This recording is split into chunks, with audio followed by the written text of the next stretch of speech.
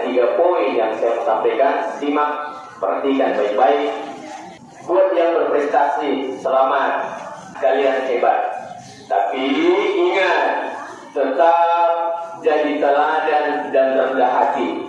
Saya ulang, yang berprestasi, selamat, kalian hebat, dan insya Allah akan menjadi jalan kesuksesan untuk kalian. Tapi ingat, tetap jadi teladan dan tetap rendah hati. Karena ilmu yang kita miliki sangat sedikit. Makanya kata Allah dalam Quran surah Isra, wa ma utitum minal ilmi illa qalila. Jangan berkecil hati. Saya yakin kalian mampu dan bisa seperti teman yang lain. Saya ulang beriku, yang belum berprestasi jangan berkecil hati. Saya yakin kalian mampu seperti teman yang lain.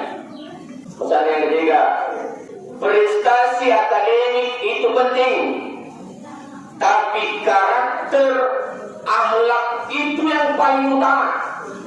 Saya ulang, prestasi akademik itu sangat penting, tapi yang paling utama adalah karakter dan akhlak.